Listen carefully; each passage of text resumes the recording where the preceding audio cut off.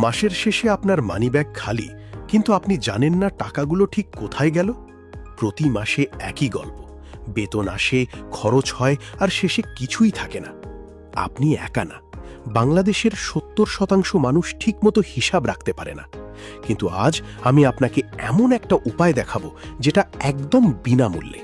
আপনার সাহায্যকারী হবে এআই, মানে কৃত্রিম বুদ্ধিমত্তা। আর এর জন্য আপনাকে কোনো হিসাব বিজ্ঞানী হতে হবে না। আজকের এই ভিডিও শেষে আপনি ৩টা কাজ শিখে যাবেন। প্রথমত, কিভাবে এআই দিয়ে আপনার দৈনিক খরচ ট্র্যাক করবেন। দ্বিতীয়ত, কিভাবে এআই দিয়ে মাসিক বাজেট বানাবেন। আর তৃতীয়ত, কিভাবে এআই দিয়ে সঞ্চয়ের পরিকল্পনা করবেন। কোনো অ্যাপ কিনতে হবে না, কোনো ফি দিতে হবে না, শুধু লাগবে আপনার মোবাইল ফোন আর ইন্টারনেট। তাহলে চলুন শুরু করি। আমাদের অনেকেই খাতা কলমে হিসাব রাখার চেষ্টা করি। প্রথম সপ্তাহ মনে থাকে, দ্বিতীয় সপ্তাহে কিছু বাদ পড়ে যায়, আর তৃতীয় সপ্তাহে খাতাটাই হারিয়ে যায়। কাগজে লেখার সমস্যা অনেক। প্রথমত, প্রতিদিন বসে লিখতে কারোই ভালো লাগে না। দ্বিতীয়ত, মাস শেষে যোগ করতে গিয়ে ভুল হয়। আর সবচেয়ে বড় সমস্যা, এই হিসাব থেকে কোনো কাজের তথ্য পাওয়া যায় না। আপনি জানেন না কোথায় বেশি খরচ হচ্ছে, জানেন না কোথায় কমাতে পারেন। অনেকে ভাবেন এক্সেল শিখলেই সব সমস্যার সমাধান, কিন্তু এক্সেলের সূত্র দেখলে মাথা ঘোরে। সাম, অ্যাভারেজ, ইফ এসব শিখতেই কয়েক মাস লেগে যায়। আবার মোবাইলে যেসব অ্যাপ আছে সেগুলোতে ভাষার সমস্যা, বেশিরভাগ অ্যাপ ইংরেজিতে, আর কিছু অ্যাপ আবার টাকা চায়। কিন্তু এআই এই সব সমস্যার সমাধান এনেছে। আপনি বাংলায় কথা বলবেন, এআই বাংলায় উত্তর দেবে। এখন দেখি কিভাবে। প্রথম ধাপ হলো খরচের তথ্য জমা করা। এর জন্য আপনি চ্যাট জিপিটি ব্যবহার করতে পারেন। চ্যাট জিপিটি একটা ফ্রি এআই টুল। ফোনে অথবা কম্পিউটারে এটা ব্যবহার করা যায়। chat.openai.com ওয়েবসাইটে গিয়ে একটা অ্যাকাউন্ট খুলে নিন। ইমেল দিয়ে সাইন আপ করতে 2 মিনিট লাগবে। সাইন আপ হয়ে গেলেই আপনি এআই এর সাথে কথা বলতে পারবেন। বাংলায় কথা বললেও বুঝবে। এবার আপনি এআই কে বলুন আপনার একজন আর্থিক সহকারী হতে। আপনি লিখুন এভাবে: তুমি আমার ব্যক্তিগত আর্থিক সহকারী। আমি প্রতিদিন তোমাকে আমার খরচের তথ্য দেব। তুমি সেগুলো ক্যাটেগরি অনুযায়ী সাজাবে। এই ছোট্ট বাক্যটাকে বলে প্রম্পট। প্রম্পট হলো এআইকে দেওয়া আপনার নির্দেশ। ভালো প্রম্পট মানে ভালো উত্তর। সহজ ভাষায় স্পষ্ট করে বলুন আপনি কি চান।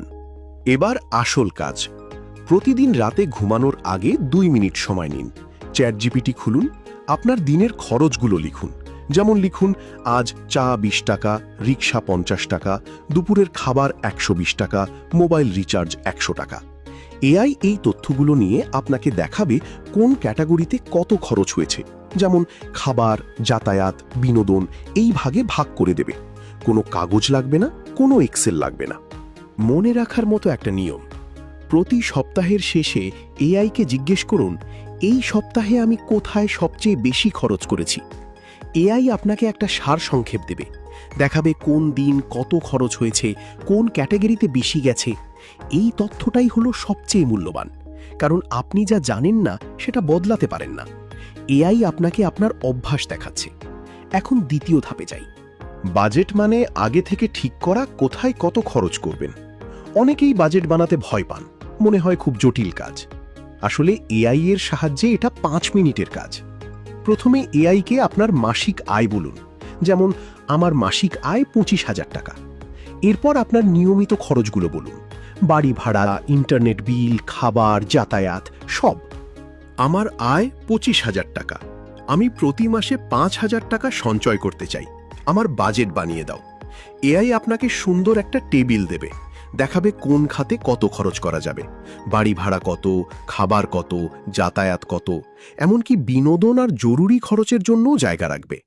এটাই হলো 50-30-20 নিয়মের মতো একটা পরিকল্পনা। এআই আপনাকে আরও একটা সাহায্য করবে। যদি আপনি বাজেটের চেয়ে বেশি খরচ করেন, এআই বলবে কোথায় কমানো যায়। যেমন, আপনি যদি বলেন, এই মাসে আমার খাবারে 8,000 টাকা খরচ হয়েছে, কিভাবে কমাতে পারি। এআই আপনাকে কিছু পরামর্শ দেবে, বলবে বাইরের খাবার কমান, বাজার করে রান্না করুন, বড় প্যাকেটে কিনুন। এসব ছোট পরামর্শই মাস শেষে বড় সঞ্চয় এনে দেয়।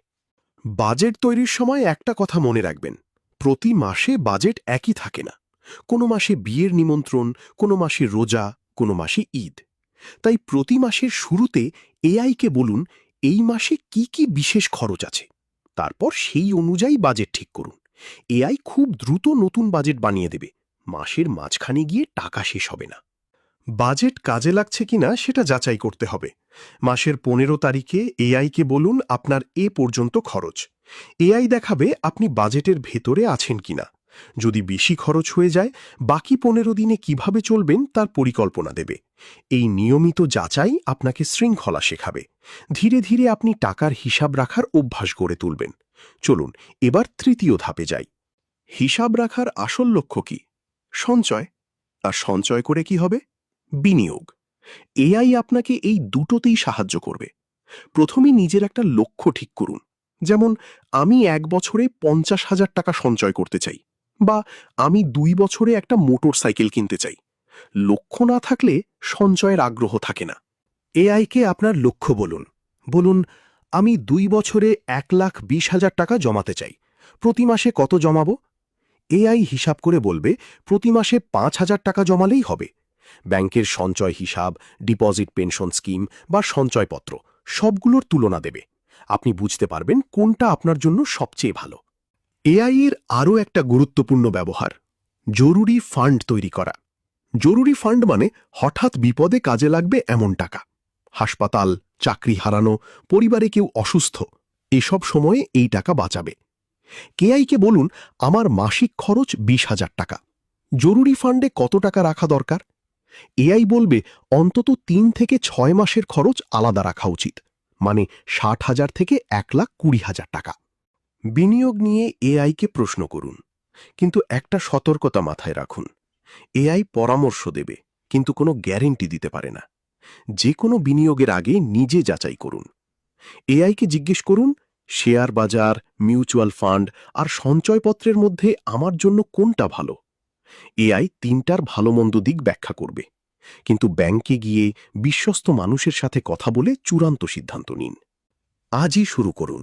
আজ রাতেই চ্যাটজিপিটিতে একটা অ্যাকাউন্ট খুলুন। তারপর আপনার আজকের খরচগুলো লিখুন। বড় কিছু না, ছোট থেকে শুরু করুন। প্রতিদিন 2 মিনিট। মাস শেষে আপনি অবাক হয়ে যাবেন, যে টাকা হারিয়ে যেত সেটা এখন আপনার নিয়ন্ত্রণে। তবে একটি বিষয় মনে রাখতে হবে, যদি আপনি এআই এর সাথে আপনার ব্যক্তিগত তথ্য শেয়ার করতে না চান, তাহলে এই ধরনের সংবেদনশীল তথ্য দেওয়া থেকে বিরত থাকাই ভালো। ভালো থাকুন, হিসাবি থাকুন।